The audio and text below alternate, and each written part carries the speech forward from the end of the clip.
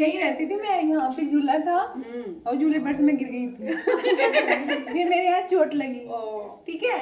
और वहाँ जो मेन सीढ़ी है ना, सीढ़ियों के लास्ट में जो सीढ़ी है उससे मेरे यहाँ चोट लगी, अभी भी निशान है। भैया को भी हो गया नानी के घर का।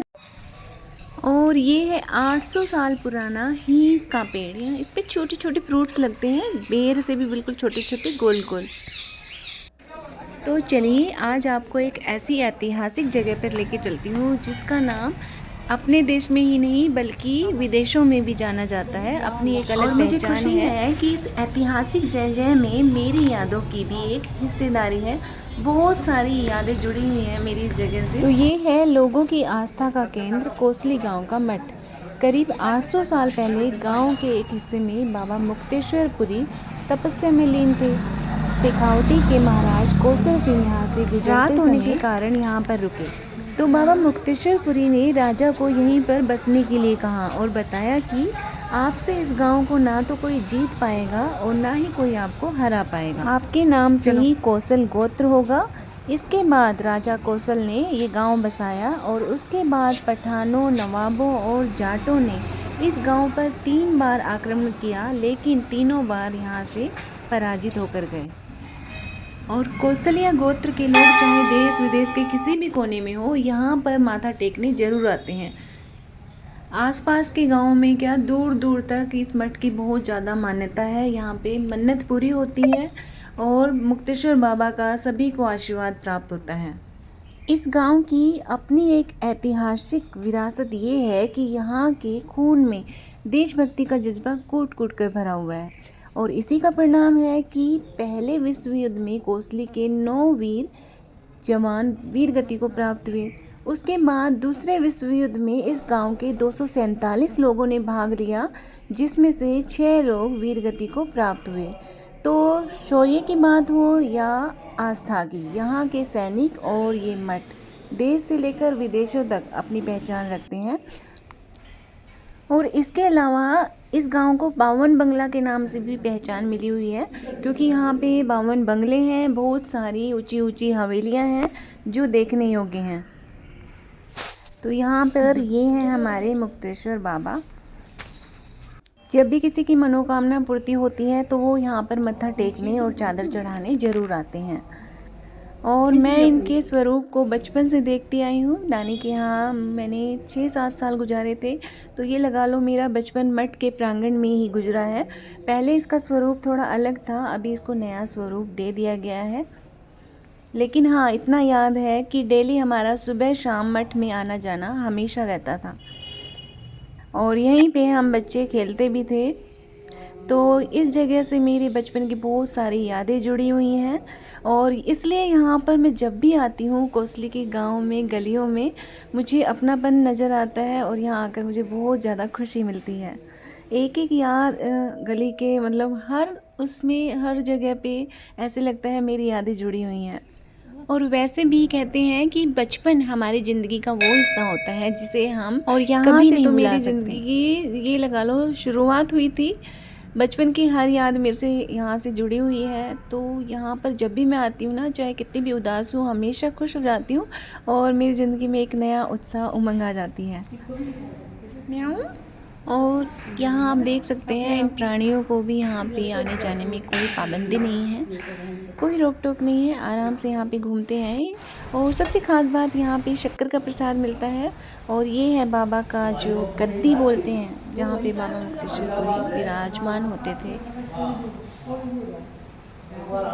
तो यहाँ आकर मुझे बहुत ही सुकून मिला। और ये वो जगह है जहाँ पे बाबा मुक्तेश्वर पुरी तपस्या करते थे। यहाँ पे उनका जो धूना बोलते हैं वो भी है, जहाँ की जो राख होती है, जिसको क्या बोलते हैं, भभूति, उसको माथे पर लगाते हैं जिससे नज़र वगैरह नहीं लगती और कोई भी आप काम करने जा रहे हैं तो उसमें सफलता मिलती है। और ये यहाँ पे हम बचपन में खेलते थे इस पेड़ के नीचे जानकारी और इसमें छोटे छोटे शाल का है लगते हैं और छोटे गोल वाले जो बेर होते हैं उससे बिल्कुल छोटे छोटे। और ये बरगद, ये छोटी छोटी का पेड़ है। घंटियाँ लोग अपनी मन्नत पूरी होने पे बांध के जाते हैं। पहले यहाँ से पूरा ये कच्चा प्रांगण था, अभी इसको टाइल वगैरह डाल के सारा पक्का कर दिया गया है।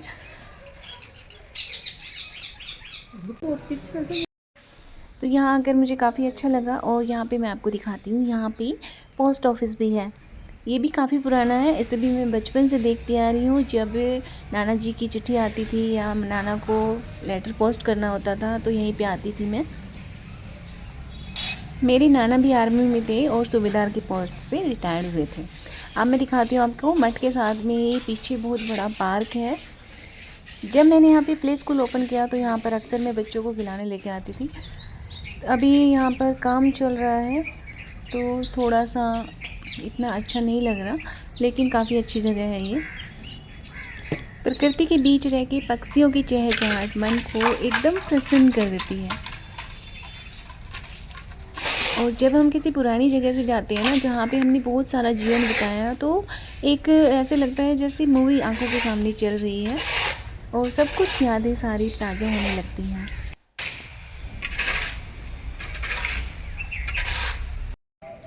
ये मेरे साथ मेरी मम्मी है और वीडियो ये पुरानी है, अभी ताज़ा नहीं है। और ये देखिए, ये डोगी महाराज भी ऐसे बैठे हैं जैसे कोई द्वारपाल बैठा हो। और वैसे भी आप लोगों ने सुना होगा ये भी महादेव के भक्त हैं, तो इस हिसाब से इनको यहाँ पे कोई पाबंदी नहीं है, आराम से रहते हैं ये यहाँ पे। और यहाँ पे सारा जो दाताओं के नाम लिखे, दान दाताओं के पूरी लिस्ट बनी हुई है। तो यहाँ पे देश विदेश से आए हुए लोगों ने भी काफ़ी दान पुण्य किया हुआ है। यहाँ पे सारी सूची है ये दाताओं की। तो यहाँ अब ये जो विशाल दरवाज़ा बना है, जो भी इसका पुनरुत्थान हुआ है, इसमें इन दाताओं का काफ़ी योगदान रहा है।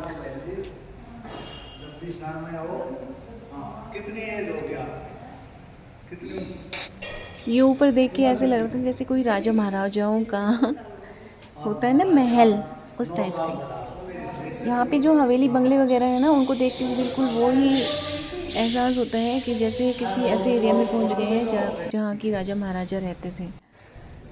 बाहर का जो मेन दरवाज़ा है, बाहर का जो एरिया है, वो अभी नया बना है। बाकी ये सब सारी चीज़ें पुरानी हैं, लेकिन बिल्कुल नई लगती हैं। समय समय पर इसमें काम चलता रहता है। और हर साल यहाँ पे भंडारा होता है, होली पर मेला लगता है, जहाँ पर आसपास के गाँव के लोग आते हैं और काफ़ी भीड़ होती है, क्योंकि मठ की काफ़ी मान्यता है यहाँ। और यहाँ पर ये जो कलाकृति बनी हुई है, इसमें सारा उल्लेख किया गया है इन जो स्वरूप बने हुए हैं उसके माध्यम से, कि किस प्रकार से राजा यहाँ पर आए थे और फिर उन्होंने इस कौशलगढ़ को बसाया था। उनकी रानी जो थी वो गर्भवती थी। इस तरह से पूरा एक तस्वीरी मूर्तियों के माध्यम से सारा दर्शाया गया है। इसमें लिखा है सन 1193 में जब यवनों ने देश पर हमला किया तो दिल्ली के शासक पृथ्वीराज चौहान ने अपने संबंधित पाटन रजवाड़े की मदद से तरावड़ी को लड़ाई में डटकर मुकाबला किया। इस युद्ध में पाटन के राजा केसरी सिंह शहीद हुए और उनके पुत्र युवराज कौशल सिंह की वीरता के प्रति 45 गांवों की परगने को मालगुजारी की बतौर इनाम दिल्ली दरबार से सनद मिली। दिल्ली से राजकुमार कौशल सिंह अपने ससुर की सलाह से तथा यवनों के अत्याचार से अपनी रानी लक्ष्मी देवी को झोटा गाड़ी द्वारा लेकर इस ब्यावान में नवजात शिशु को लेकर बाबा मुक्तेश्वरपुरी की शरण में आए। यहाँ आप देख सकते हैं, झोटा गाड़ी द्वारा ब्यावान में पहुँचते ही रानी को प्रसव पीड़ा के कारण वहाँ पर रुकना पड़ा। महाराज कौशल सिंह पानी की तलाश में, और यहाँ पे बाबा के आशीर्वाद से कौशलगढ़ बसाया। और यहाँ लिखा हुआ है महाराज कौशल सिंह और बच्चे के साथ महात्मा माता लक्ष्मी देवी की शरण में परम शिरोमणि संत बाबा मुक्तेश्वरपुरी महाराज। और ये है हमारा तपधूना। तो यहाँ पर ये सारा जो इतिहास का उल्लेख था वो यहाँ पे लिखा गया है, ताकि आने वालों को जानकारी मिल जाए। यहाँ पे 2 बड़े बड़े मिट्टी के शेर बने हुए हैं और ये पानी का झरना बना हुआ है। और यहाँ पे बड़े बड़े रूम्स बना दिए गए हैं, ताकि कोई यहाँ पे रात को रुकना चाहे तो उनको एक ठिकाना हो यहाँ पे रुकने के लिए। तो सारी सुविधाएं हैं यहाँ पर, खाने पीने की और ठहरने की। यहाँ पे एक हॉल है जहाँ पे हमने अपना एनुअल फंक्शन किया था स्कूल का, काफ़ी बड़ा है। ये इस पेड़ के पीछे, और काफ़ी बड़ा है। मतलब जब भी यहाँ पे कोई फंक्शन होता है या भजन कीर्तन वगैरह होते हैं तो लोग यहाँ पर इकट्ठे होते हैं। तो चलिए यहाँ से लेते हैं विदा एक बार फिर से।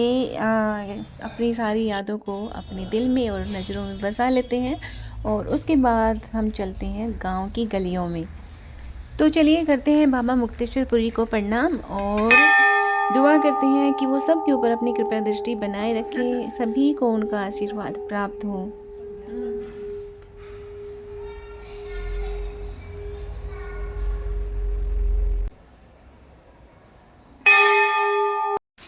तो अभी हम जा रहे हैं एक नानी जी के पास, मतलब मम्मी की चाची के पास।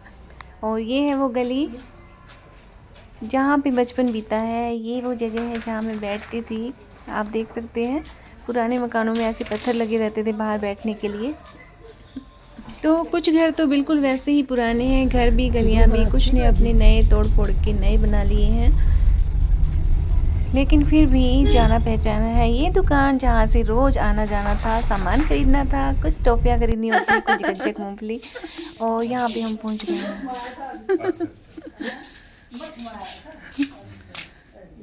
नमस्ते नानी जी। नमस्ते मामा जी। बहुत मन बुलाया फिर लेट बन नहीं तो मैं कुछ कर लूँगी साहब। वो तो पढ़ी तो मेरा भाई मन न मारे, तू क्या कर रहा है। तो मम्मी नानी मामा बातें करने लगे और मैं अपनी पुरानी यादों को फिर से ताज़ा करने लग गई। ये वही पुराना सा पेड़ है, यहाँ के आंगन में भी हम खेला करते थे। गली में बहुत सारे बच्चे होते थे और ये जो मामा जी आपने देखे ये भी ज़्यादा बड़े नहीं थे। इस जगह पे तो मेरा बचपन बिल्कुल अच्छे से बीता है। इतनी बड़ी हवेली होती थी और उसमें 5-6 परिवार रहते थे। अब देखिए कितना खंडर बन गया है, तो देख के थोड़ा दुख हुआ।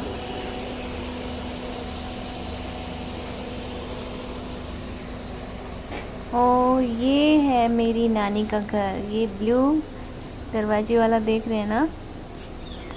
और यहाँ पे पता है आपको, शुरू में जब रामायण आई थी ना, तो इस घर में हम टीवी देखने आते थे जब हमारा टीवी नहीं आया था।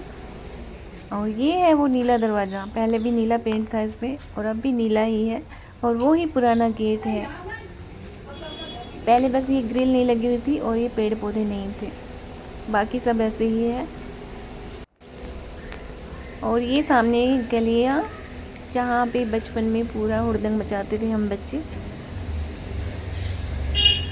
देखते हुए बिल्कुल ऐसे महसूस हो रहा था बस सारा आंखों के सामने चल रहा है और यहीं पे है हम छोटे छोटे बच्चों के रूप में। सब कुछ इतना प्यारा प्यारा सा अच्छा अच्छा सा लग रहा था। इतनी पुरानी यादें हुई नहीं है। और इस आखिरी सीढ़ी के कोने को देख के भी मुझे बहुत कुछ याद आ गया कि यहाँ पर मुझे चोट लगी थी, जो काफ़ी दिन में जाकर ठीक हुई थी। और अभी तक बचपन की वो याद मेरे गाल पर है। ये नीम का पेड़ और ये यहाँ से सारा सब कुछ कच्चा था उस टाइम। चलिए चलते हैं दूसरी नानी से मिलने, मम्मी की जो दूसरी चाची जी हैं। से हाय। नमस्ते नमस्ते नानी जी। तुम्हारी दीदी है भाई, कितनी बड़ी साड़ी देख लो। नमस्ते। देख लो। तो अभी तो कितने बड़े हो गए मैम। बैठ जाओ। ये नानी का पुराना घर जहाँ मेरा बचपन बीता है।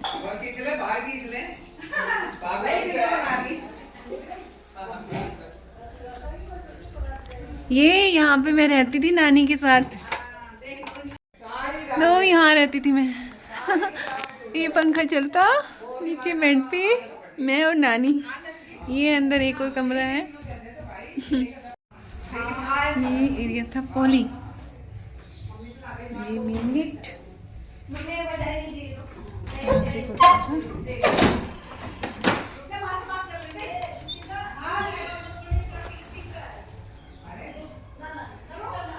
यही तो रहती थी। यही रहती थी मैं। यहाँ पे झूला था और झूले पर से मैं गिर गई थी। फिर मेरे यहाँ चोट लगी, ठीक है। और वहाँ जो मेन सीढ़ी है ना, सीढ़ियों के लास्ट में जो सीढ़ी है, उससे मेरे यहाँ चोट लगी। अभी भी निशान है। भैया को भी हो गया ना। चलो तो चलिए चलते हैं ऊपर। वही पुरानी सीढ़ियाँ है ना, वही है। नानी के घर पे आए हैं, नानी के घर। ये पुरानी पुरानी दीवारें, ये जाली वाली अलमीरा, यहाँ पे नानी का किचन। नानी का किचन है। अब तो खाली पड़ा होगा। नहीं है? दार भरा हुआ, मतलब किचन में किचन का सामान नहीं है, बाकी सब कुछ है। किचन का सामान ओह, लकड़ी उपले उपले रख रखे हैं सर्दियों में जलाने के लिए। यहाँ मैंने आग लगा दी थी, पता है एक बार। हुआ पड़ा है ना। अरे आओ हाँ, ये धुआं धुआं। अरे मैं इतनी आग नहीं लगाई थी। ये तो जैसे चलती होगी ना, नहीं, वैसे मजाक कर रही हूँ। चिमनी चलती होगी ना। और ये रूम, यहाँ रहती थी मैं। ये कमरा, हाँ, मामी के साथ, नीचे नानी के साथ, ऊपर मामी के साथ। ये इनकी मामी का रूम है। पता है आपको? चप्पल नहीं पहन रखी मैंने, किसी ने नहीं पहन रखी। मिट्टी लगेगी ऊपर। पलंग, ये पुरानी छत देखो, सब रखा मतलब पुरानी यादों का अलग ही मजा है। पापा के डंबल, पापा के डब्बा। ये रहा एक, ये रहा ना। अरे वो छोटी सी खिड़की, इस खिड़की में बेल चढ़ गई थी ट्रेन की, वो अंदर तक ये आ भी गई। छोटी सी खिड़की है। ये खिड़की तो देखी नहीं। ये खिड़की देखी नहीं। तो अंदर कब आता है ये? आए तो देखेगा ना। बंद रहती थी। ये जाल भी पुराना ही है ना। हाँ वही जाल है, इसको ढकने के लिए। और ये नया। हाँ, ये नया हो गया। ये बाथरूम भी नया बना दिया। हाँ और एक टंकी भी नई लगा दी। टाइल भी लग गए हैं। चप्पल क्यों नहीं पहनते? मन्नू इसके ऊपर ना चढ़ बेटा, उठ जाएगा ये।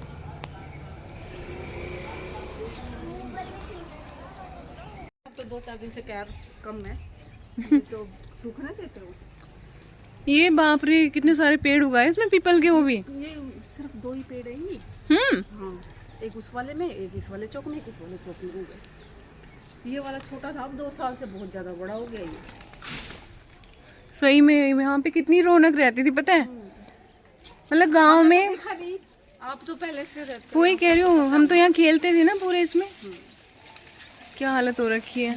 ये सामान तो अपना ही रखा है टंकी में। ये लो। ये जीना, अरे गिर मत जाना। अरे गिर मत जाना।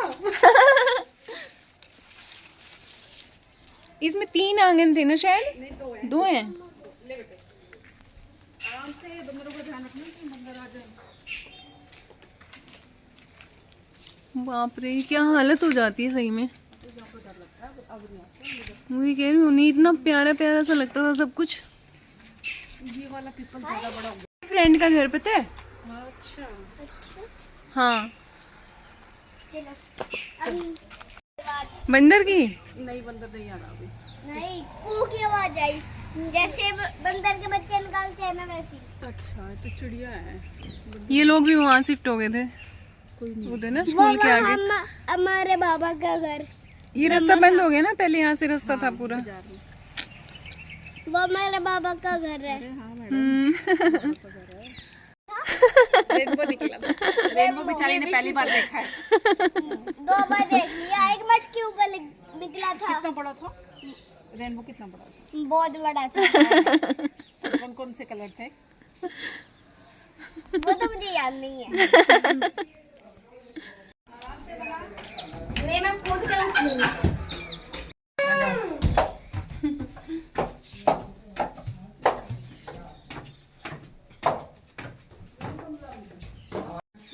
बंदरों ने खा के छोड़ दिया। अरे बंदर तो मारे भी बहुत। अरे थोड़ी बहुत भी, इतनी भी जगह कच्ची हो ना तो पता नहीं मैं के लगा दूं। लेकिन क्या करूं बताओ, ये दाएं बाएं चार। Ishika, I miss you. अपनी गाड़ी से 2 घंटे लगेंगे।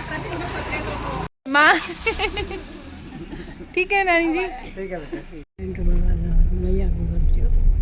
सब ढूंढ बन गया देखना। क्या करती? सुबह लड़ रही थी, शाम तक बोलने लग गया। स्कूल है, मतलब मम्मी भी यहीं पढ़ी और मैं भी यहीं पढ़ी। तो चलिए, यादों को मन में बसाए करते हैं इस गांव को हम अलविदा।